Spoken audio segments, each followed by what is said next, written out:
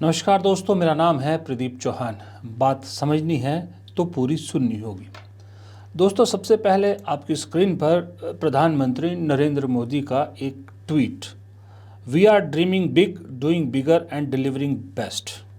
इसका हिंदी रूपांतर करने की ज़रूरत नहीं, आप समझ गए। एक भारतीय क्रिकेट टीम के कोच गौतम गंभीर का बयान कि मैं आपको याद दिलाना चाहता हूं कि मैं वही कोच हूं जिसने भारत को चैंपियंस ट्रॉफी और एशिया कप में भी जीत दिलाई थी। मैं ये दोनों बयान आपको क्यों सुना रहा हूँ, उसकी एक वजह है। देखिए, हम बचपन से सुनते आए हैं, ख़ास करके उस दौर में जब ये सोशल मीडिया का दौर नहीं था, मोबाइल भी कुछ बहुत ज़्यादा नहीं हुआ करते थे। मोबाइल थे ही नहीं, इनफैक्ट जब हम छोटे थे तो मोबाइल तो तब आए जब हम जवान हो चुके थे या जवान होने की कगार पर थे।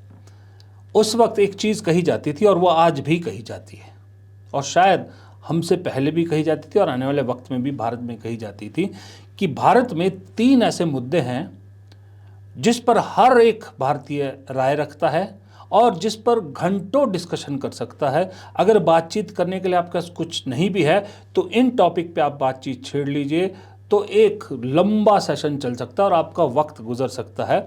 और वो 3 टॉपिक है भारत की राजनीति, भारत की फिल्में, खास करके हिंदी फिल्में, और भारतीय क्रिकेट। ये 3 ऐसे मुद्दे हैं जिस पे कहीं भी कोई भी डिस्कस कर सकता है और अपनी राय ज़रूर रखता है और घंटों बातचीत होती है। सही बात है, हंसी मजाक आर्गुमेंट सब कुछ होता था। लेकिन मैंने एक चीज़ नोटिस की है कि आजकल इन तीनों, जो आपके टाइम पास का सबसे बढ़िया ज़रिया था या आपकी डिस्कशन का, आपके बातचीत का जो सबसे बढ़िया ये 3 मुद्दे थे, ये तीनों देश की आत्मा के साथ जुड़े हुए थे। इस देश की एक तरह से आत्मा बन चुके थे, क्योंकि आत्मा के साथ कुछ चीज़ें जुड़ती है जिसमें से ये 3 हमारे रोज़मर्रा के जीवन में जुड़ चुके थे।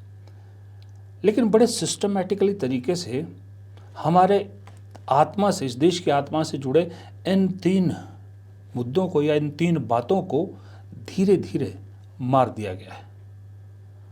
अब आप कहाँ, किसी चौराहे पर, किसी चाय वाले की दुकान पर, किसी नाई की दुकान पर, या कहीं बस स्टैंड पर, बस स्टॉप पर, रेलवे स्टेशन पर, या यारों दोस्तों के बीच, कहाँ आप ये बातचीत सुनते हैं कि इन टॉपिक पे कोई गहन डिस्कशन चल रहा हो।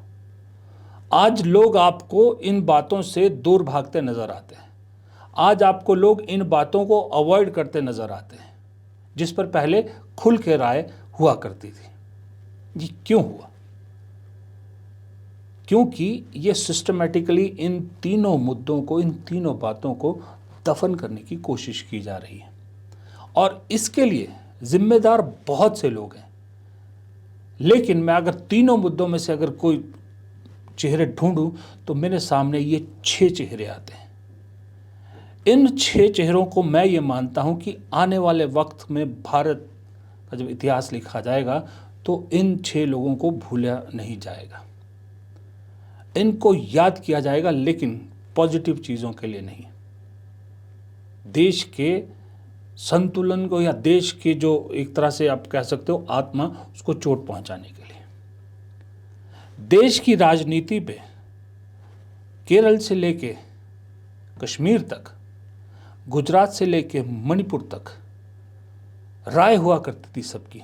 लेकिन आज इन 2 शख्सियतों, प्रधानमंत्री और गृह मंत्री अमित शाह, इन दोनों ने राजनीति में खौफ इतना डाल दिया है कि आज आम आदमी कहीं अपनी राय रखने से डरता है। और अपनी कॉन्शियस से, मैं कहता हूँ बहुत से लोग तो अपनी कॉन्शियस से, अंतरात्मा से वोट भी नहीं करते, इस डर से कि कहीं मैं दूसरी पार्टी को वोट डालूं और पता ना लग जाए, मैं नज़र में ना आ जाऊं, इसलिए वो डरता है। या तो वोट डालने घर से निकलता ही नहीं है, अगर जाता भी है तो भेड़ चाल में भीड़ के साथ वोट देता है। पॉलिटिकल डिस्कशन तो हमारे डिस्कोर्स से कहीं दूर ही चली गई है। आप आर्ग्यू कर ही नहीं सकते, आप हाँ में हाँ मिलाते आम आदमी नजर आएंगे या पॉलिटिकल डिस्कशन से दूर भागते नजर आएंगे। क्यों? क्योंकि डर है। जो इन 2 लोगों के खिलाफ कुछ बोलता है उस पर वो धाराएं लग जाती है जिस धाराओं में जमानत भी सालों साल नहीं मिलती। और हिंदुस्तान का कामकाजी मिडिल क्लास आदमी सब कुछ झेल सकता है, लेकिन ये कोर्ट कचहरी और इन सब मुसीबतों से जितना हो सके बचना चाहता है, डरता है। तो लोगों के दिल में डर बिठा दिया गया है कि आप राजनीतिक डिस्कोर्स से दूर रहिए, हम जो राजनीति करते हैं, हम जो कहते हैं वही सही है, आपको अपनी राय रखने का कोई हक नहीं है। इसलिए राजनीतिक बातचीत इस देश में बंद हो चुकी है आम जनता के बीच में। दूसरा इम्पॉर्टेंट जो हमारी डिस्कशन में हुआ करता था, इंटरटेनमेंट, हमारी फिल्मों को लेकर सबकी अपनी राय होती थी, सबके अपने अपने पसंदीदा स्टार होते थे, सबकी अपनी अपनी जो है वो पसंद की फिल्में और पसंद का राइटर डायरेक्टर सब हुआ करते थे, डिस्कशन होती थी, हर तरह की फिल्में बनती थी, सरकार से सवाल पूछने वाली फिल्में बनती थी। लेकिन ये दो चेहरे देखिए, विवेक अग्निहोत्री और कंगना रनौत। आज जो फिल्म इंडस्ट्री, हमारी हिंदी फिल्म इंडस्ट्री खास करके जो जहरीली हुई है, जहां प्रोपोगंडा फिल्मों बनाने वालों की एक बाढ़ आ गई है और वो अपने आप को बड़ा प्राउड महसूस करते इस चीज़ में कि हम प्रोपोगंडा फिल्में बनाते हैं, उसकी जिम्मेदार ये दोनों हैं। इन दोनों ने हमारी फिल्म इंडस्ट्री को दूषित किया है। एक ने प्रोपोगंडा फिल्मों का रास्ता दिखाया, दूसरी ने प्रोपोगंडा के जरिए अपने लिए तो रास्ता चुना ही चुना, लेकिन वो सब बयान भी दिए जो आने वाली पुश्तें हमारी जब पढ़ेंगी तो हंस हंस के पेट में दर्द होगा। लेकिन ऐसी एक्ट्रेस को लगाम लगाने की बजाय इनाम दिया गया, आज सांसद बना के हमारी संसद में बिठाया गया है। आज आपने देखा है कभी किसी फिल्म इंडस्ट्री के क्रिटिक हो, एक्टर हो, डायरेक्टर हो, जो खुल के बयान देते थे, खुल के कुछ कहते थे? ज़्यादातर गिने चुने 8-10 एक्टर्स हैं जो अपनी बात अभी भी खुल के रखते, बाकी सब जैसे ही कुछ सरकार से रिलेटेड, रूल से रिलेटेड, राजनीति से रिलेटेड बात उनसे पूछो तो वो मुंह पर उंगली रख लेते हैं, क्योंकि डरते हैं सबका धंधा चलना कहीं बंद ना हो जाए, इसलिए सब डरते हैं। वरना कंगना रनौत ने जितना बदनाम फिल्म इंडस्ट्री को किया, उस हिसाब से तो इंडस्ट्री से बाहर हो जानी चाहिए थी। लेकिन मजाल है कि कोई कंगना रनौत के खिलाफ या कंगना रनौत के जो आरोप है उसका जवाब भी दे पाए, सवाल ही पैदा नहीं होता। तीसरा हमारा एंटरटेनमेंट क्या होता था? क्रिकेट इस देश में एक धर्म की तरह है, इसलिए सचिन तेंदुलकर जैसे खिलाड़ी को भगवान भी कहा गया। हालांकि रिटायरमेंट के बाद उस भगवान का कोई और ही रूप नज़र आया है, वो अलग बात है, लेकिन भगवान का दर्जा दिया गया। क्रिकेटर्स को सिर माथे पे बिठाया जाता है।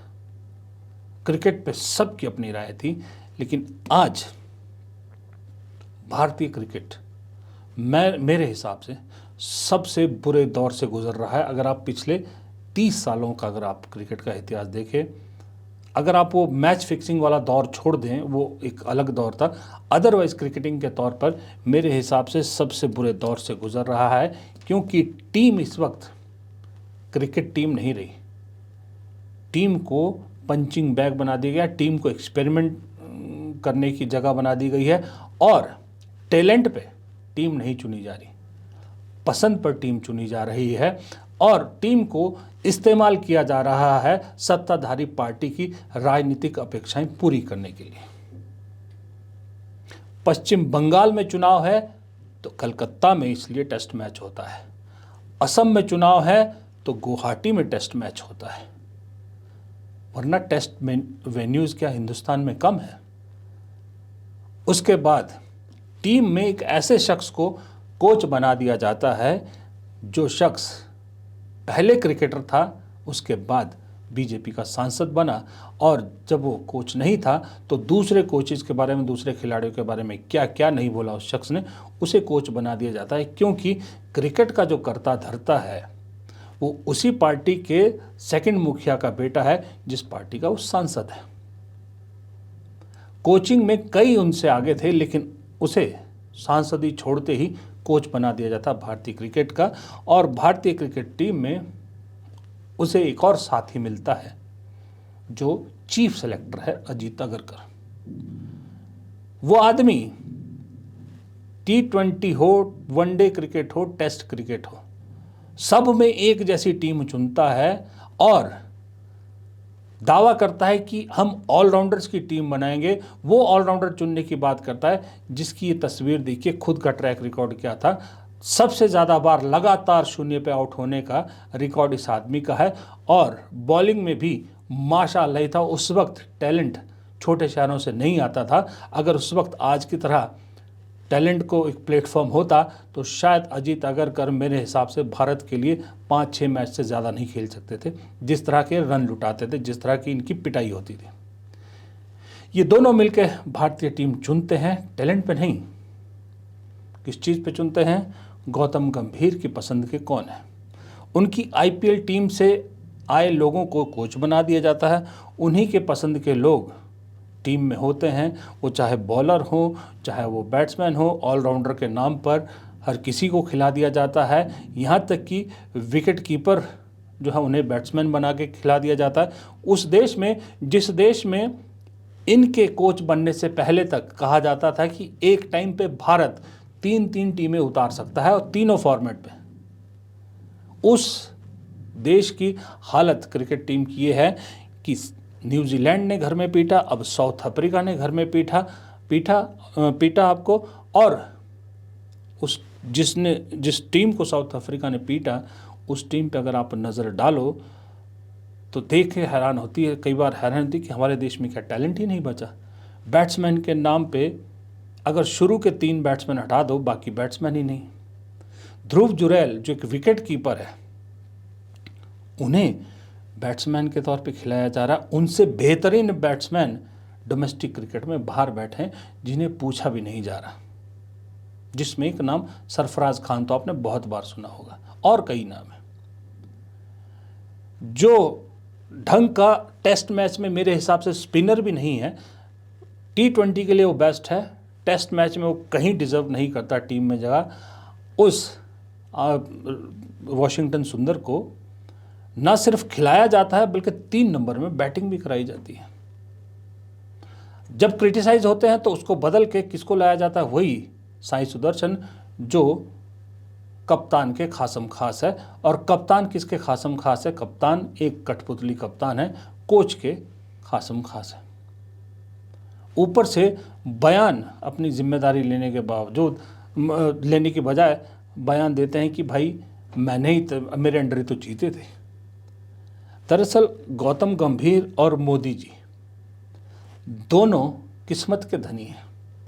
किस्मत के धनी ये हैं कि इन दोनों को केक बना बनाया मिला। और जब उस केक पे चेरी रखने का वक्त आया तो वो चेहरे बदल गए जिन्होंने वो केक बनाया था। चेरी रखने का काम इनको मिला। भारत की इकॉनमी को मजबूत किया, भारत को दुनिया भर में अपनी पहचान दिलवाई। किसने? पुरानी सरकारों ने। जो सफ़र पंडित नेहरू की दूरदर्शिता से शुरू हुआ था उसे आखिरी तक पहुंचाया, टॉप तक पहुंचाया मनमोहन सिंह ने।